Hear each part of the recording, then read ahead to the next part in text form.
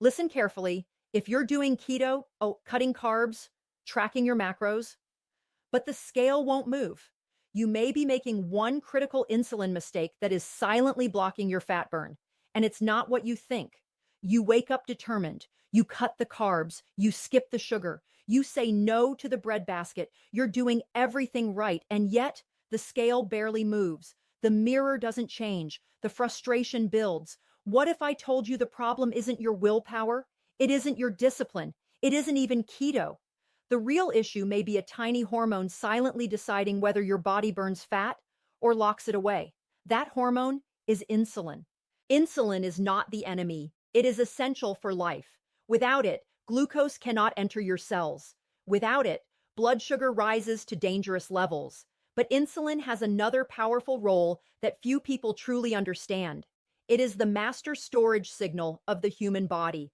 When insulin is elevated, your body receives one clear instruction: store energy. When insulin falls, your body receives a different instruction: access stored fuel. That stored fuel is body fat. Here is the shocking truth backed by decades of metabolic research. Even small elevations in insulin can suppress lipolysis, the process where fat cells release fatty acids to be burned for energy. Studies in metabolic physiology show that insulin directly inhibits hormone-sensitive lipase, the key enzyme responsible for breaking down stored fat. In simple terms, when insulin is up, fat burning is down, not slightly, significantly. Now here's where it gets uncomfortable. You can be in nutritional ketosis and still not be burning body fat efficiently. Ketones in your blood do not automatically guarantee fat loss. Ketones simply indicate that fat is being converted into an alternative fuel. That fat can come from your plate or from your body.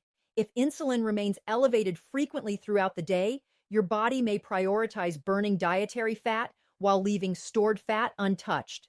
Think about that for a moment. You're eating keto snacks. You're adding extra butter. You're sipping high-fat coffee. You're proud of your ketone readings. But if you're constantly stimulating insulin, even at modest levels, you may be blocking the very fat loss you're chasing. Research on meal frequency reveals something powerful. Every time you eat, insulin rises. It doesn't matter if it's pure sugar or a low-carb snack. The magnitude differs, yes, but the hormonal response still occurs. A study examining insulin response to protein found that certain amino acids are insulinogenic. Protein is necessary. Protein is healthy. But when consumed repeatedly in small doses throughout the day, it keeps insulin elevated longer than most people realize. This is where modern eating patterns collide with human biology. For most of human history, food was consumed in defined periods. There were natural fasting windows between meals. Today, grazing has become normalized. A handful of nuts here, a keto bar there, a spoonful of peanut butter, another coffee with cream. Each moment feels harmless. Collectively, they create a hormonal environment that never truly allows insulin to fall. And insulin falling is essential because fat burning is not something you force. It is something you allow. When insulin levels decline, hormone-sensitive lipase becomes active. Fat cells begin releasing stored triglycerides into the bloodstream. The liver converts fatty acids into ketones when carbohydrate availability is low. This is metabolic flexibility, the ability to shift between fuels efficiently. But metabolic flexibility requires hormonal space. It requires time between signals. Chronic insulin elevation is also linked to insulin resistance. Over time, cells respond less effectively to insulin's signal. The pancreas compensates by producing more. Fasting insulin levels rise. Research consistently shows that elevated fasting insulin often appears years before blood sugar abnormalities are detected. That means someone can have normal glucose readings while their metabolic system is already under strain. Here's another eye-opening fact.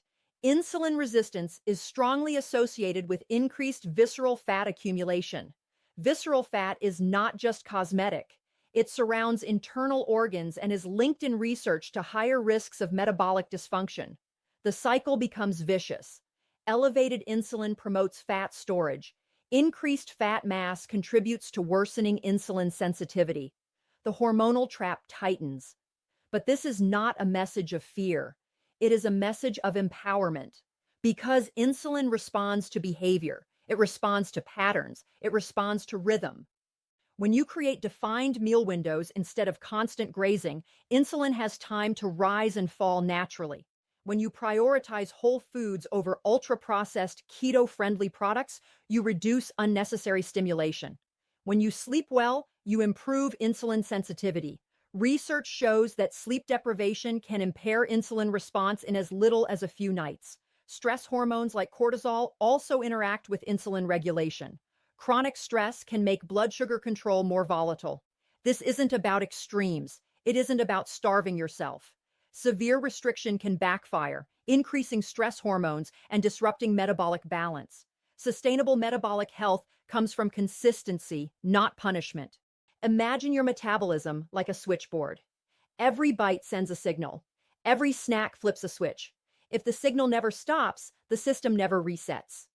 But when you create intentional structure, meals instead of grazing, you allow insulin to do its job and then step aside. And when it steps aside, fat burning becomes accessible again.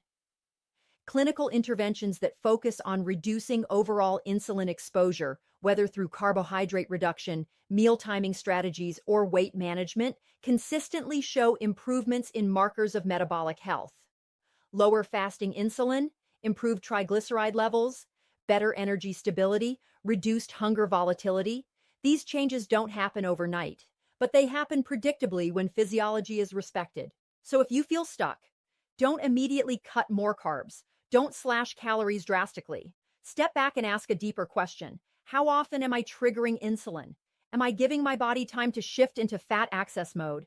Am I allowing the natural hormonal rhythm that human biology evolved to expect? Your body is not broken. It is adaptive. It is responsive. It is constantly listening to your signals. Insulin is not your enemy. It is your metabolic gatekeeper. When you understand how it works, you stop fighting your body and start working with it. You move from frustration to strategy, from confusion to clarity. And here is the most powerful truth of all. Fat loss is not about forcing the body to burn. It is about removing the blocks that prevent it from doing what it already knows how to do. Lower the frequency, respect the rhythm, create hormonal space. Because when insulin finally quiets, your metabolism can finally speak. You've been told that if it's keto, it's safe. If it's low carb, it won't hurt your progress. If it fits your macros, you're in the clear. But what if the very foods you trust are the silent reason your fat loss has stalled? What if the problem isn't carbs anymore, but constant stimulation? The most common mistake destroying ketosis isn't eating bread. It's never letting your body rest from insulin. Every time you eat, your body responds. It doesn't matter whether it's a donut or a handful of macadamia nuts. The magnitude changes, yes, but the hormonal response does not disappear. Insulin rises, and when insulin rises, fat burning pauses. This is not opinion. This is biochemistry. Insulin directly suppresses lipolysis, the breakdown of stored fat, by inhibiting hormone-sensitive lipase. As long as insulin is elevated, your body is metabolically instructed to store, not release. Now imagine what happens when you snack every 2 hours. A keto coffee at 7 a.m., a protein bar at 10, a handful of almonds at noon, a low-carb wrap at 2, cheese cubes at 4, dinner at 7, a keto dessert at 9. Each moment feels harmless. Each moment feels compliant. But metabolically, your body has been in a near constant fed state all day long. Research in metabolic physiology shows that insulin doesn't need to spike dramatically to suppress fat burning. Even moderate elevations sustained over time reduce fatty acid release from adipose tissue. Translation: grazing keeps the fat locked away. Here's the part most people don't realize. Protein stimulates insulin, not as aggressively as refined carbohydrates, but significantly enough to matter. Studies comparing insulin response to different macronutrients found that certain amino acids, especially leucine, trigger insulin secretion. This is not bad. It is necessary for muscle repair and nutrient transport. But when protein is consumed repeatedly throughout the day in shakes, bars, and snacks, insulin remains elevated longer than intended. And then there are artificial sweeteners, marketed as harmless, promoted as keto-friendly. But emerging research suggests that sweet taste alone can stimulate cephalic phase insulin response in some individuals. The body anticipates glucose. Insulin prepares. Even without sugar, the hormonal signal may still fire. For some, this is minimal. For others, it is enough to disrupt appetite regulation and metabolic rhythm. Now layer this onto modern culture. We've normalized constant eating. Advertisements encourage snacks between meals. Fitness influencers recommend 6 small meals per day.